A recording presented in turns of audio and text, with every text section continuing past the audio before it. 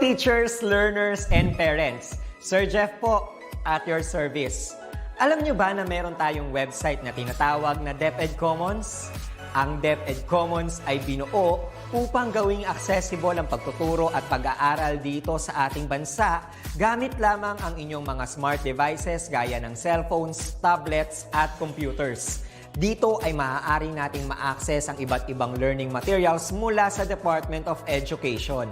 Meron itong mga interactive materials, electronic self-learning modules, at instructional video lessons mula sa DepEd TV na tiyak na makatutulong sa pag-aaral ng mga mag-aaral galing ka man sa public o private school.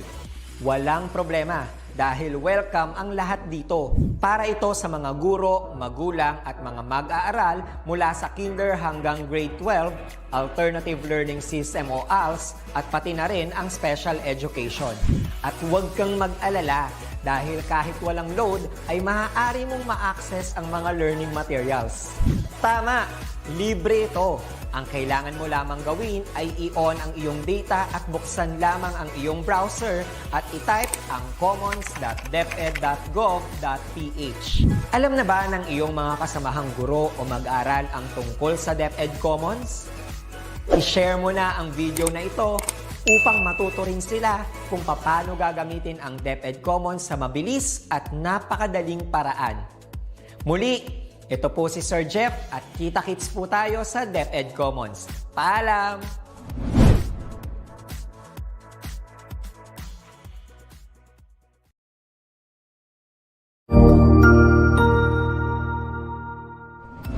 Magandang araw! Sir Wilbur po, at your service. Narito ang ETUlay upang gabayan ka sa inyong pag-aaral upang lubos na maunawaan ang iba't ibang paksa o subject. Ang ETUlay ay isang free online tutorial class na pinangungunahan ng DepEd Educational Technology Unit sa pamumuno ni Undersecretary Elaine Del B. Pascua. Ang programang ito ay hindi lamang para sa mga bata, kundi ito rin ay magsisilbing gabay sa mga magulang at mga guro kung paano nila ituturo o gagabayan sa bawat asignatura ang kanilang mga anak o mga estudyante. Sa kasalukuyan, ang self-learning module mula sa rehiyon ng Calabarzon at kilala sa tawag na Pivot ang ginagamit sa ating ETUlay online class. Kaya ano pang hinihintay ninyo? Ihanda na ang inyong mga ballpen o lapis, papel o kwaderno at samahan kaming itulay ang pagkatuto para sa bawat batang Pilipino. Sama-sama tayong magtutulungan para malampasan ang mga hamon sa panahong ito. Halina't matuto kasama ang inyong online tutor sa oras na ito.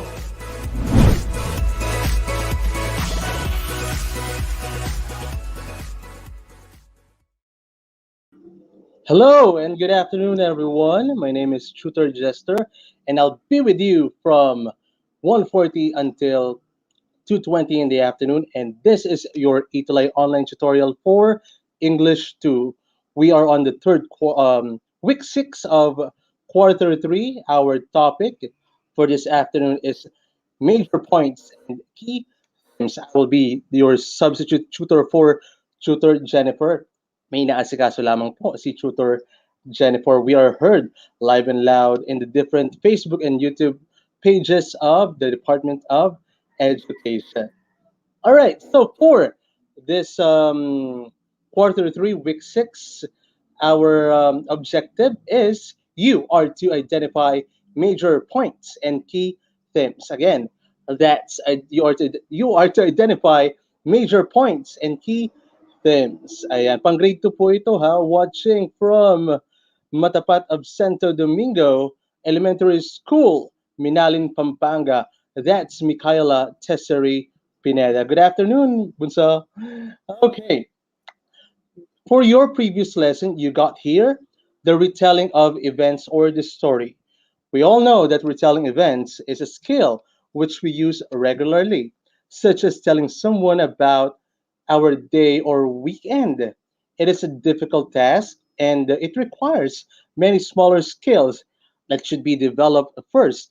Now, in retelling events, you have to remember or you are to act out all important events. But it would be better if you can still remember the entire story. Good afternoon, Gabriel Alan Escobedo, Denise Lorraine Basilan, Shonalyn Custodio, Jamila Matuan, Janus, Jaime Visto, Ma'am, si Erin Miranda. Good afternoon, Tutor Jester. I'm from grade 2 Masinop, Mahada Out Elementary School in Calamba City, Laguna. Good afternoon, and thank you so much for keeping in touch with our ETUlay online tutorial. Don't you worry, Tutor Jennifer will be with you by next week.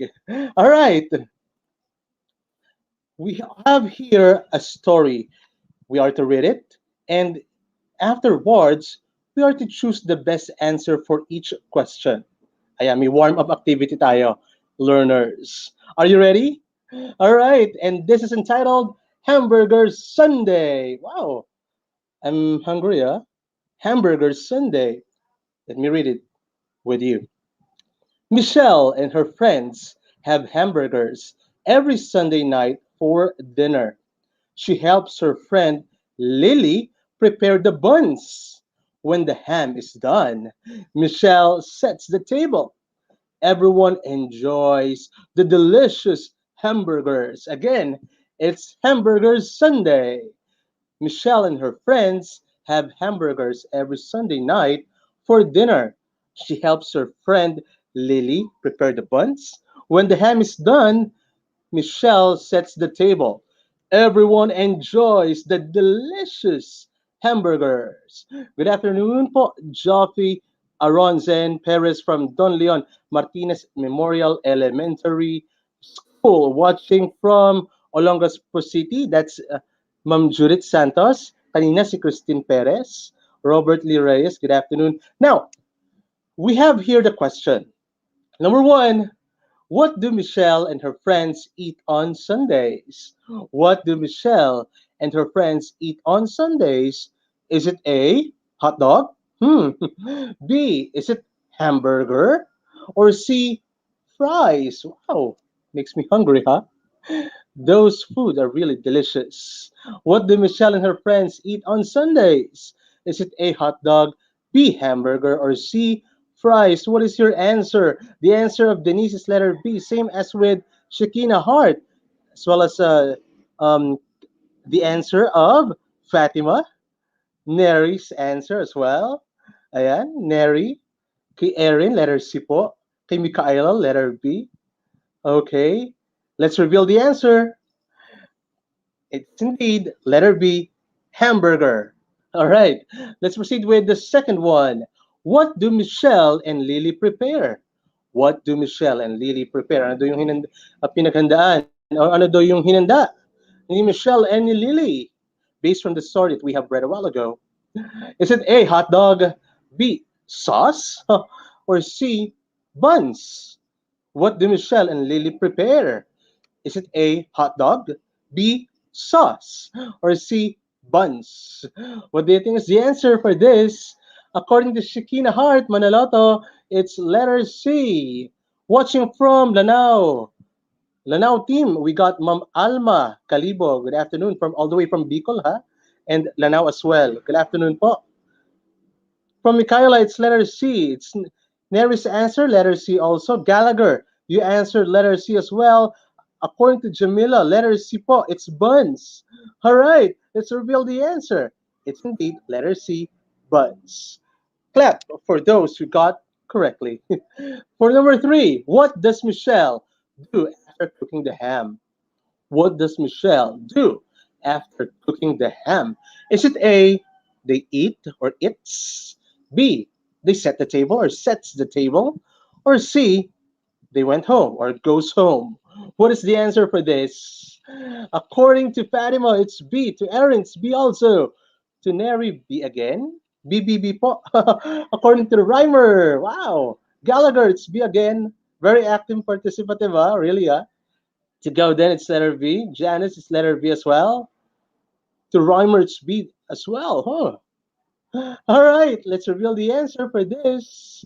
It's indeed letter B. They set the table.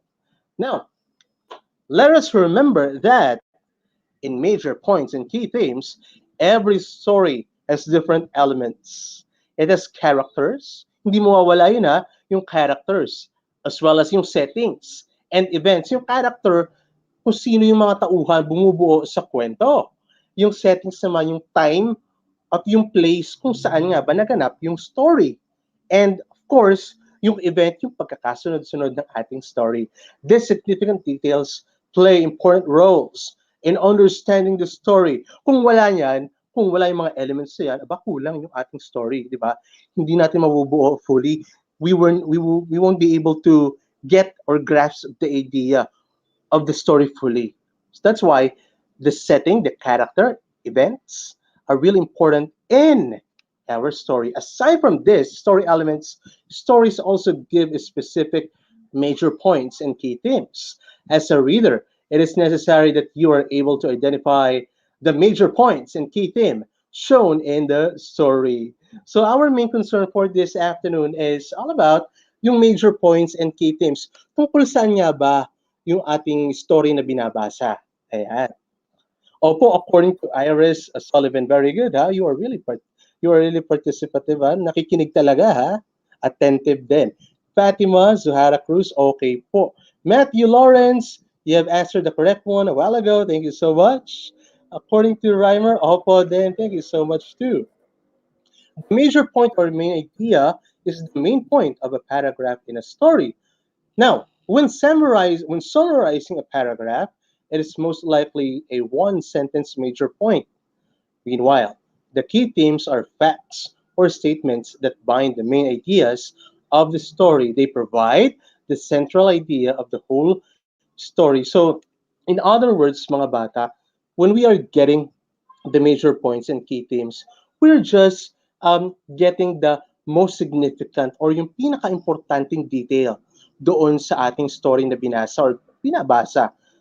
Yung pinaka-importante, yung pinakamahalaga, tungkol saan ba talaga yung story na binabasa natin. Hindi na kailangan paligoy-ligoy pa. Kumbaga, direct to the point. Okay, so I have read already the main points or the major points and key theme of the story. So ito na yun. Madali naman ma-distinguish yan eh. Alright.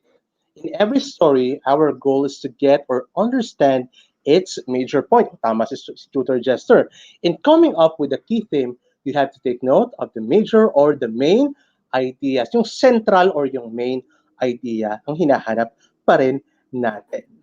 Alright, so let's proceed with our activity. For the first one, we got the story entitled The Studious Pupil.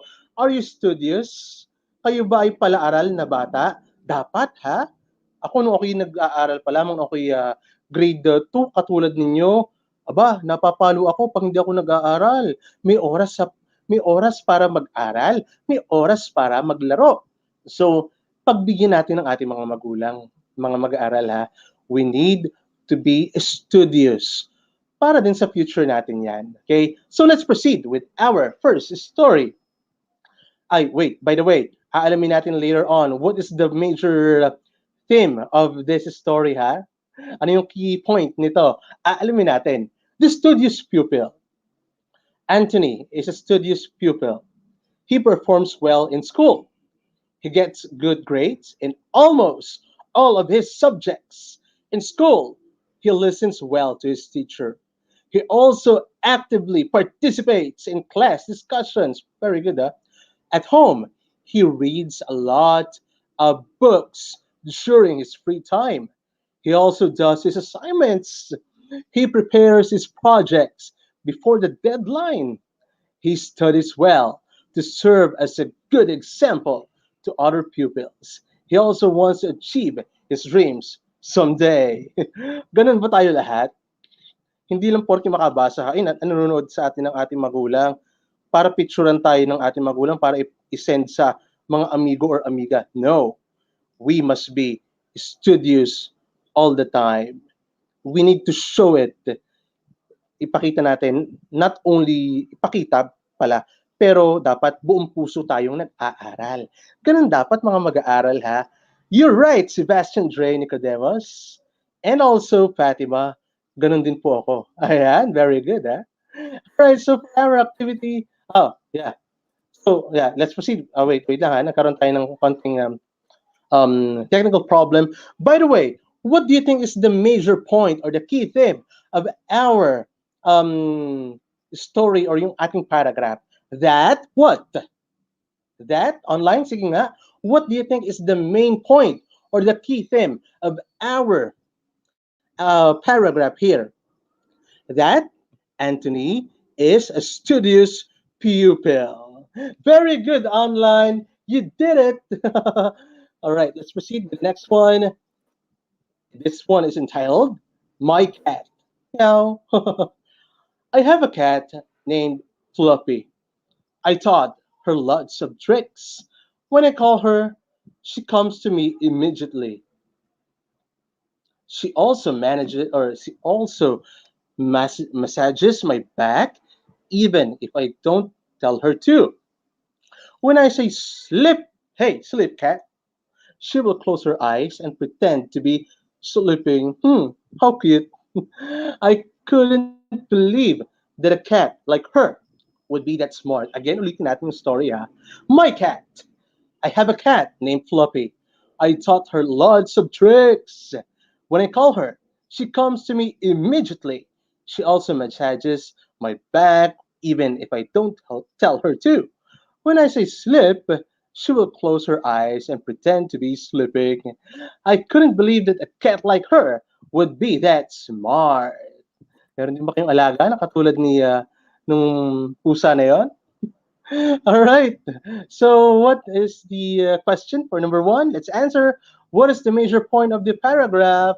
What do you think is the major point of the paragraph? Oy, by the way, pwede nyo itong i-share, ha? Para makita natin yung sharer badge. Kind of share this video para mas maraming maabot ng ating online discussion.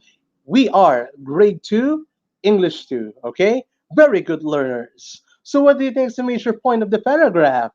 Is it A, Floppy as a cat? Huh? B, Floppy can do tricks? Or C, Floppy is smart? What do you think is the answer? According to Shakina, it's letter C po, sir. Letter C po. According to Fatima, it's A. Sebastian Dre Nicodemus, it's A. Alessandra, you got C. Go then also. Fatima, A. Wow. All right, so let's reveal the answer for number one. It's indeed letter C. It's all about Floppy is a smart cat. Do you have a smart cat too? Ayan. Alagaan natin ng mga pusa, ha. Pag nakakita tayo ng mga pusa, wag natin basta sila papaluin. Wala naman silang ginagawa sa atin, di ba? We need to pet them. Pero sa tingin nyo, harmful yung cat? Aba, wag naman. Okay? There should be a supervision from your parents pa rin. Grade 2 learners, tandaan. Alright. You got a correct answer, Zoe Villanueva, Aina Bacani, Tutor Jessica, Iris Sullivan, Gabrielle Escobedo, Iris Sullivan. Yeah, you got it correctly. Very good, huh? Yeah, Rhymer, sorry. However, for the next item, you will be able to give the correct answer for sure. So, number two, what is the best key theme of this story? What is the best key theme of the story? Is it A, cats are smart animals? Or B, cats are tricky animals? Or C, cats are sleepy animals? What do you think is the answer for this? What is the best key theme of the story? A, cats are smart animals. B, cats are tricky animals. Or C, cats are sleepy animals. All right, oh, you got letter A, for number two, Shakina. Yeah. Sebastian, A also. All right. So it's indeed letter A. We all know that cats are smart animals. Matatalino talaga ang mga pusa, ng mga alaga nating pusa, ano? Madiskarte sila, di ba? And there are lots of instances that our cats are really smart. Okay. Learning task 2. Read each paragraph. Then identify what each item tells. Okay, let's proceed with our learning task 2. Number 1, carabaos help farmers in plowing the field. They give us milk and meat. The story or the line is all about what? Is it A, it's all about farmers, B, carabaos, or C, meats? By the way, class, ano ba ibig sabihin ng plowing? Yung tumutulong sa saan? sa ating sakahan, di ba? Katulong ng ating mga farmer, ang mga kalabaw sa pagkakaroon natin ng ating mga food, specifically yung ating kanin. Because of our farmer and yung ating yung ating animal na carabao, nagkakaroon tayo ng ating mga kinakain na food, di ba? Not only the rice, but also yung mga crops din, di ba? Kaya maraming salamat sa ating magigiting na farmer. And speaking of farmer, isa sila sa ating pinarangalan last May 1, ng Labor Day. Saludo po kami sa inyong tapang at galing para sa atin. All right. So going back with number 1, carabaos help farmers in plowing the field. They give us milk and meat.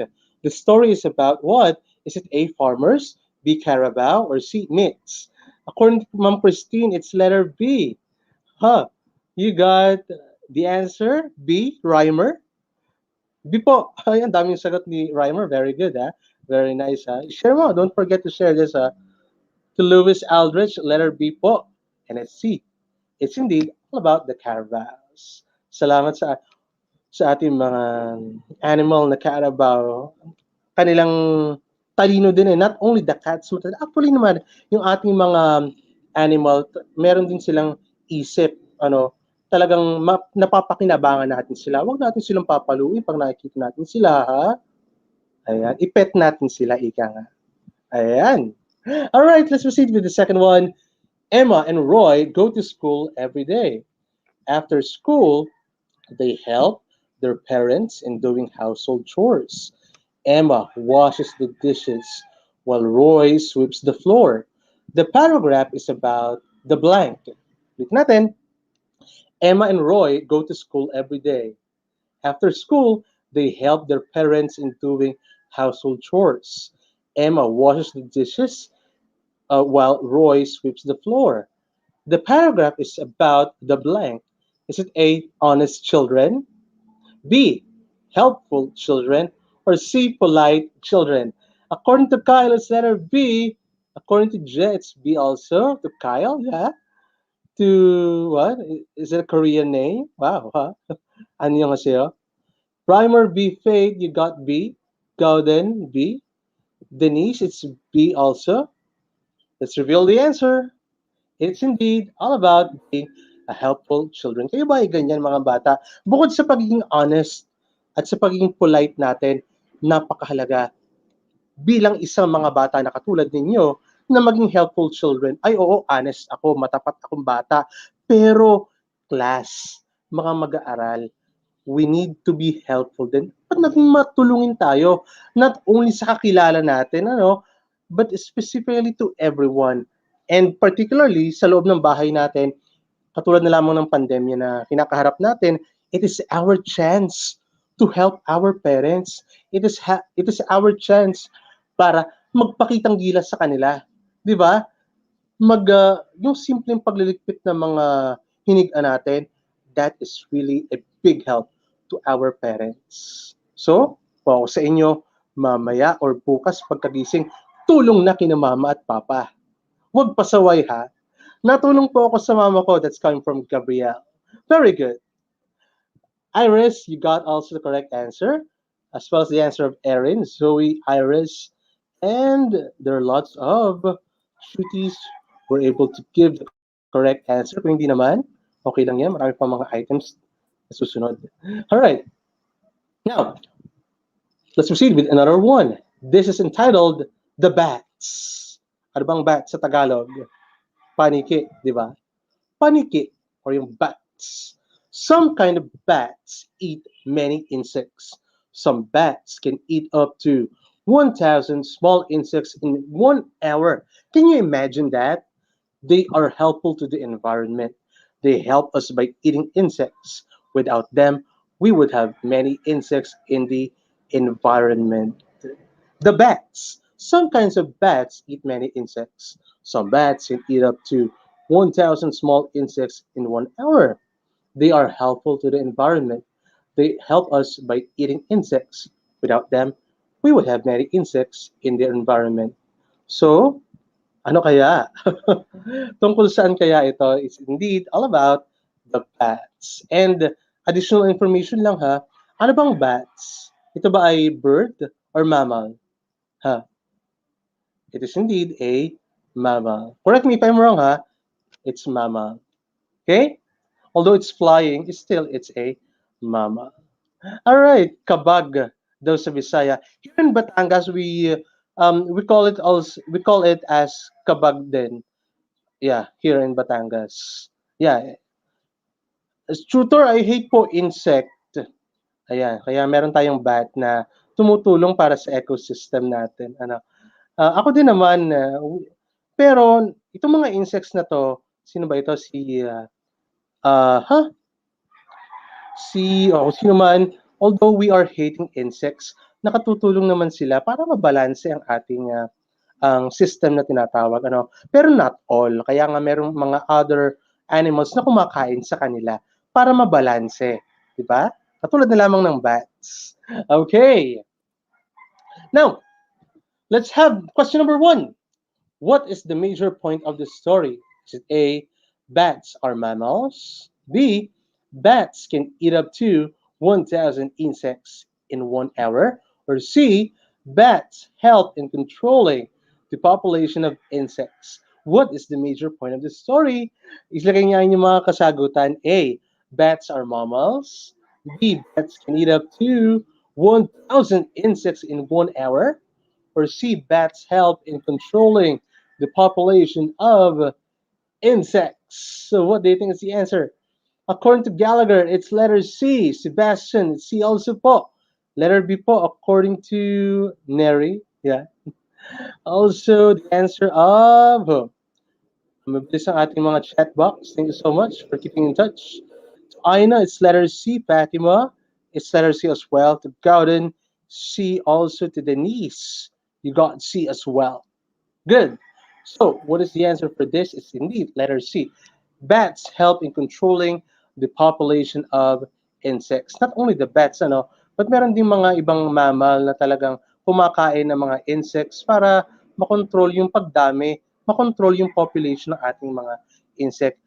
Halimbawa na din ay yung frog, di ba? We all know that frogs eat yung mga mosquitoes din, di ba? Yung mga stories na nababasa natin, ng mga facts na katulad niyan. Okay, number 2. What is the key theme of this story? What is the key theme of the story? Is it A, bats eating habits? B, bats favorite food? Or C, bats contribution to nature? What do you think is the answer for this? All right. Answer of Kyle is letter C. Uy, online students, online viewers, kindly key in naman, i-type nyo naman kung saang school kayo para hindi naman magtampong inyong mga school, di ba? Para ma-acknowledge natin kung saan school kayo kabilang. Matutuwa pa sina teacher at si principal. Ayan. Okay. Answer of Aina is letter C. Let's reveal the answer mamaya. According to Jamalyn, it's letter A po. Wow. Sabang school kayo? Sige nga, i-type nyo nga dito. Ayan. Okay. Letter C po. Letter C din po ang sagot ko. According to Jessica. Not only mga students na nagsasagot. Nakita ko dito sa profile picture nila. Also, the parents and teachers nagsasagot sa atin. Marami pong salamat sa pagpapatronize at pakikisa sa ating online tutorial. Feel free to share this video. At sa lahat ng ating mga ETUlay video tutorial natin. Watching from Agoncillo, San Juan West Central School, San Juan, Batangas. It's Cal Francisco II. Thank you so much, ha? Ano pangalan ng teacher mo? Sa post-elim po, si China Glenn Riego. Watching from Makabalong Elementary Division, Cagayan de Oro City, it's Suwaira Datu Kula. Yan. Yeah, you got it correctly. Yeah. Jomalyn Acuña, A po. Let's see. Let's reveal the answer later on. Bati muna tayo from Baliwag North Central School, Baliwag North District SDO Bulacan. It's Dalilia Tadeo. Wow, very good. So the answer for number 2 is indeed letter C. Bats contribution to nature. Ayan. Very active and participative ang ating mga mag-aaral. Talaga nga naman, ha? Okay. All right. Wait lang. Okay. There you go. There you go. Now, cold weather. One day, Hannah walked outside with her small pink jacket, but even if she was wearing one, she still felt very cold. She looked at her phone and noticed that it was 15 degrees outside. It was indeed cold due to amihan. She was chilling, so she decided to go back inside. Ulit natin, cold weather sa Baguio. Maraming nasa Baguio na mga learners at this moment. Salamat sa mga Baguio learners natin. You guys are very lucky to have a cold weather even if it is a summer na napakainit. One day, Hannah walked outside with her small pink jacket, but even if she was wearing one, she still felt very cold. She looked at her phone and noticed that it was, 15 degrees outside. Ang lamig. It was indeed cold due to amihan. She was chilling, so she decided to go back inside. Now, let's proceed with the questions. Yeah. What is the major point of the story? What do you think is the major point of our story? Online learners, kind of key in your answers. Watching from SDO Aliaga Annex, Santa Monica Elementary School. That's Rosita Constantino Pakunayan. Nagsalang na tuloy ako. Ayan. Geofe Aronson Perez, Don Leon Martinez Memorial Elementary School ba ito? From Balayan, Batangas. That's Christine Perez. Ay, naalala ko sa Balayan. Ano ba? Ano ba yan? Set Gimba Nueva Ecija. It's Amy Gimpal.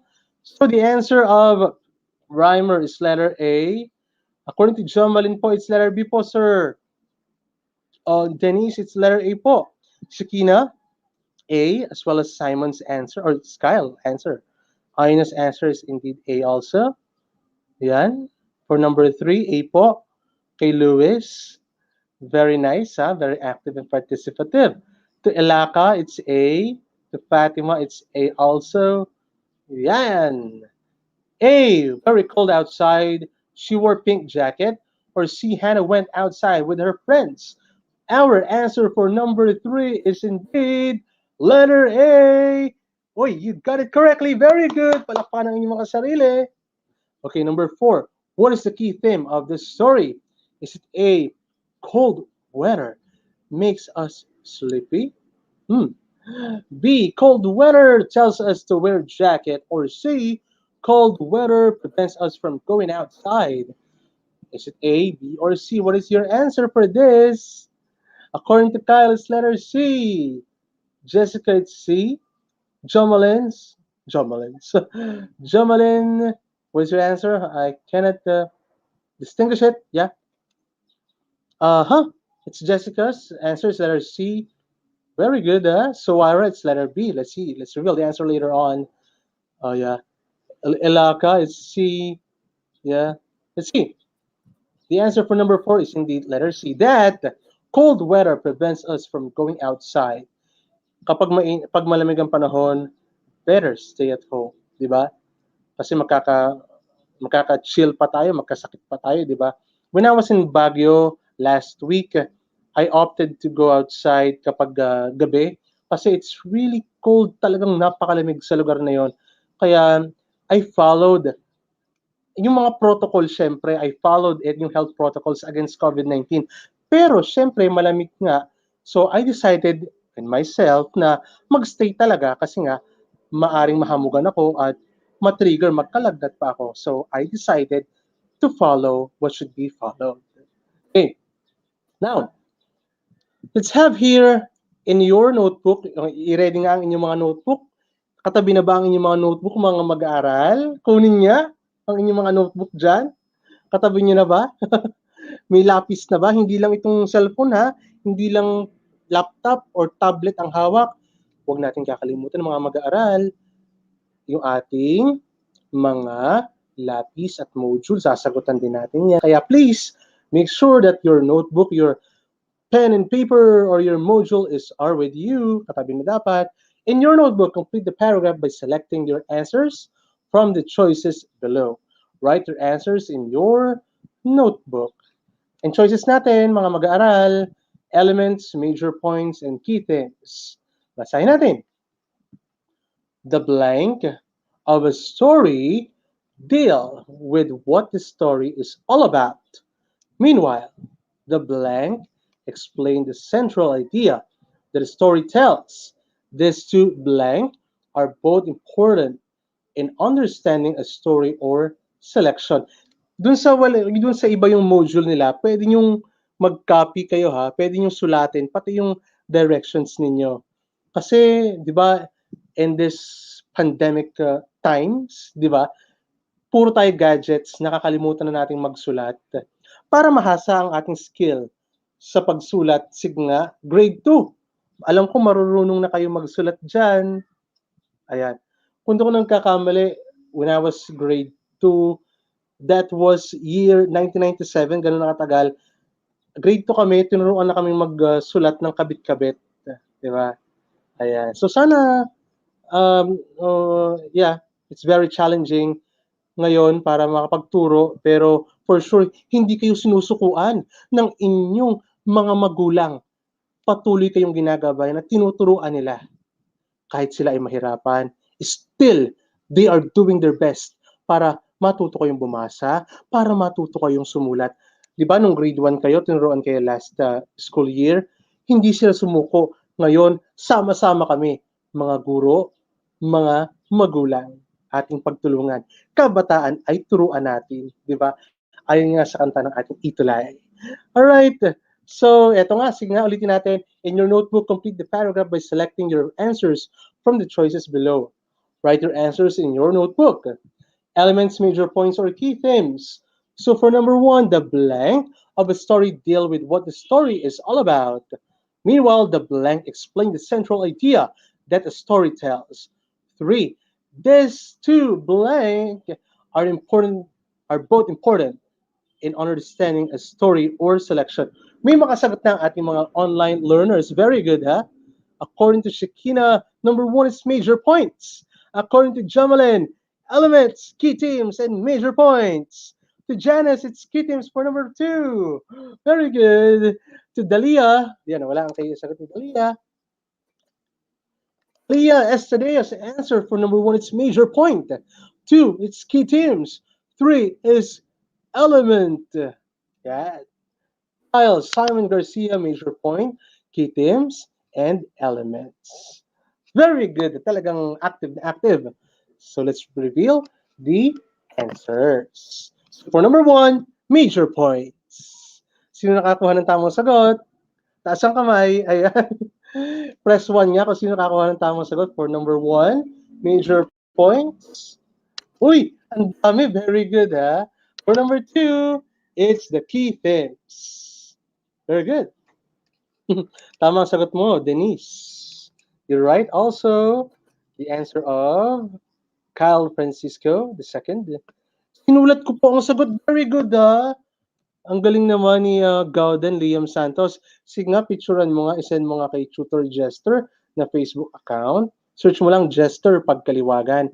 I-PM mo nga para makita ni Tutor Jester, para ma-acknowledge kita. Very good, ha, Gauden, ha? Tama ba, Gauden?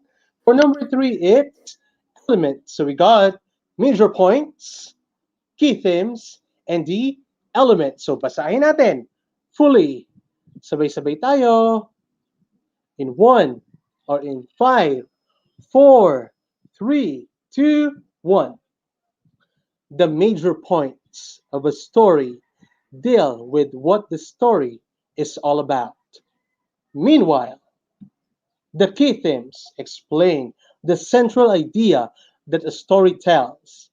These two elements are both important in understanding a story or selection.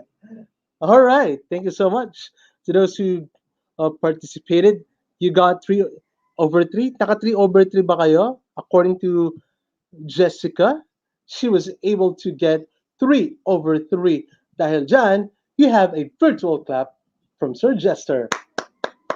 Very good. Wow. Yan. Right T if the statement is true, and F if the statement is indeed false. Anyway, we okay. So meron tayong konting binalikan last week. However, thank you so much for being with Sir Jester. Thank you so much for being with Sir Jester. And of course, maraming salamat din kay Tutor Jennifer for this opportunity. Makasama ang ating mga online learners na grade 2. For sure, masayang-masaya si Tutor Jennifer na you are really active and very participative this afternoon. Kaya naman, bigyan natin muli kayo ng masigabang palakpakan, grade 2 English learners. Magsama-sama tayo muli for next week, ha? Kasama pa rin ang inyong, kasama na pa rin syempre, si Tutor Jennifer for Choose English Day grade 2. Ito po, si Tutor Jester. Please, please, please, grade 2 learners, be a studious individual. Goodbye.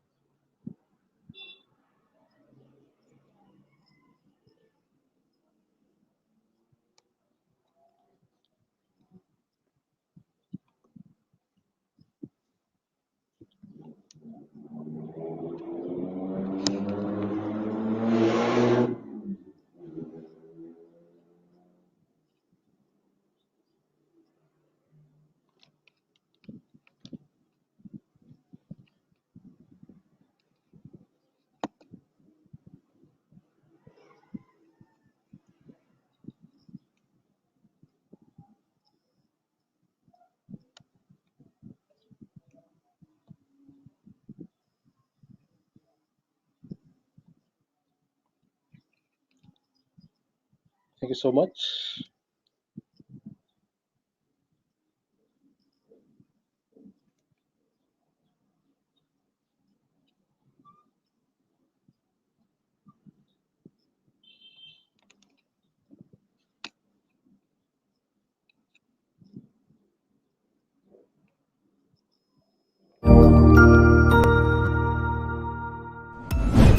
Sigurado ako na marami ka na namang natutuhan sa ating ETUlay tutorial session ngayong araw. Tandaan, ito ay hindi lamang para sa ating mga mag-aaral, kundi pati rin sa ating mga minamahal na guro at mga magulang na kaagapay natin para maituloy ang pagkatuto sa kabila ng nararanasang pandemya. Patuloy ding sumubaybay sa DepEd TV para sa mga araling ginawang video episodes. Mapapanood ito mula Lunes hanggang Sabado, alas 7 ng umaga hanggang alas 7 ng gabi sa inyong mga telebisyon. Abangan bukas mula 1:00 ng tanghali ang iba pang aralin sa ating ETUlay free online tutorial session sa Filipino. I-like and subscribe at manatiling nakasubaybay sa ating ETUlay tutorial session sa DepEd Edtech Unit FB page at Educational Technology Unit channel sa YouTube at sa DepEd Tayo at DepEd Philippines social media accounts. Paalam!